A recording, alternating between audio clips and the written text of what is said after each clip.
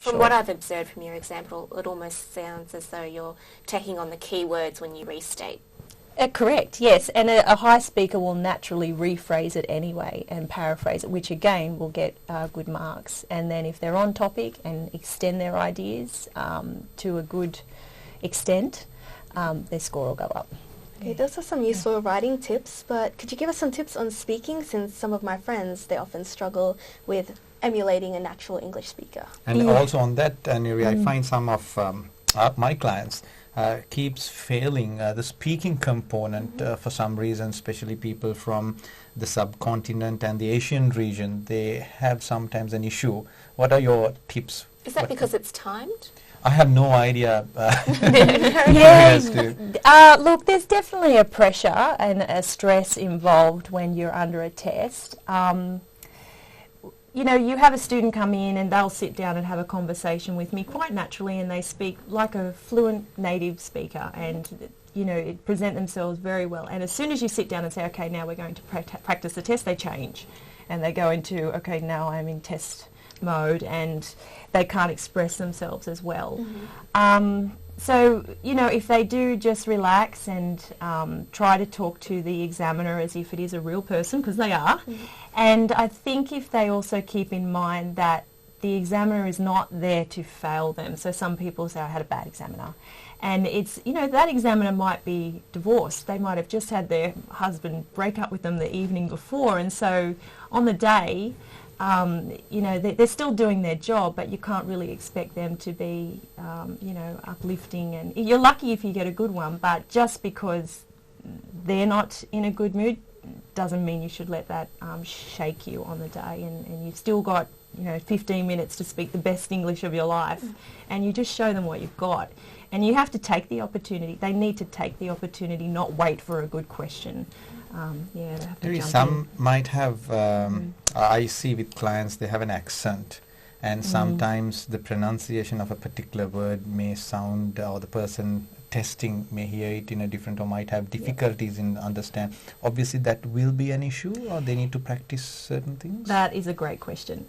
I think one of the things that IELTS has in its favour is that it doesn't have a huge pronunciation, intonation, stress doesn't have a huge impact on the outcome of the result. It's more about communication, and if you can communicate your idea and you can argue your point logically and it's understood, then it won't be marked down.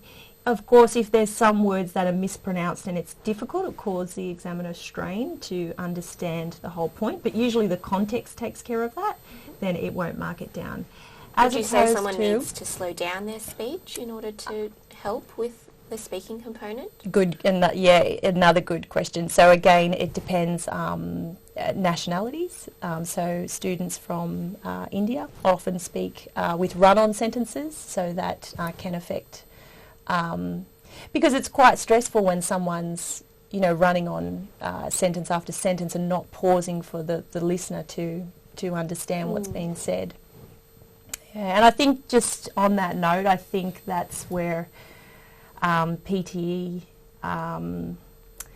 there may be a slight flaw in the software, because it's not about communicating in PTE. It is about that, that level of stress and intonation, which it's not uncommon for someone who can get 8 in IELTS to be getting something very low in PTE, because the intonation gets in the way, even though they can deliver a lecture at a university on a professional level. What's the difference between speaking and reading? Now, it's not on the face of the record, of course, speaking is speaking, reading is reading, but in relation to the tests, can you give some tips on the differences that you can employ when in an exam situation? For the reading? Yes. The reading is, so you've got the general and the academic. The academic gets a little bit more complicated with the higher band scores, so when you're jumping up to the 7s, 8s and 9s, because the reading is testing the inferences in English and the nuances in English. So what I mean by that is, when we say something or when something is written down in English, it may not be, it may not mean exactly what the words are saying. There is an underlying meaning. And so when it gets to the higher band scores, the reading test is testing that. So it's not black and white, this answer matches this question. It's there may have to be a couple of steps that you have to sort of think about that match the question. Right, so what we can see is... Is it like storytelling almost? Or No, it's not storytelling, but language is like 10% words and grammar, and then underneath you have this 90% elusive meaning and context that we don't that we take for granted as native speakers. So the body language that we use and is very important in speaking, but in writing there's also grammatical structures that are used to employ meaning. A past perfect tense can imply that an action was interrupted just by using a grammar structure. So those things can do affect the interpretation of reading texts. But they are academic texts. No, they're definitely not stories. Yeah, they're factual, descriptive, discursive, analytical texts. We're coming to the end of our show. Dinesh, do you have any final words or tips you'd like to share? Emily, a person needs to check the law and understand what is required in law and try to achieve that. Also, one point is that there are no restrictions in relation to the number of tests that you can sit. Also, maybe seek professional advice from an IELTS expert, maybe from a person like Neri. Thank you. And Nerada, what final tips can you give people preparing for the exam? Okay, so having said that, I would suggest not doing test after test and expecting any different outcome. I would recommend just getting help. It's not that hard, and I do believe anybody can do it for the band 6s and 7s. So just jump in and do the hard work, and then your door's open.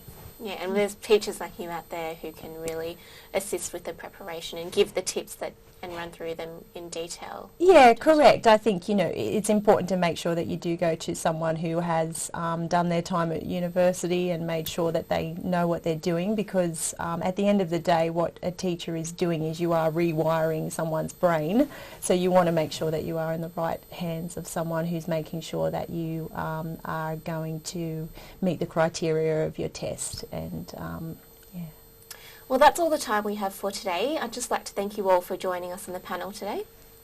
To catch up on all our past episodes, you can go to www.lawhelpaustralia.org, or you can go to YouTube and search Law Help Australia. If you'd like to participate in our panel, or you'd like to submit an idea for discussion, you can email us at info@lawhelpaustralia.org. Thank you, and see you next time.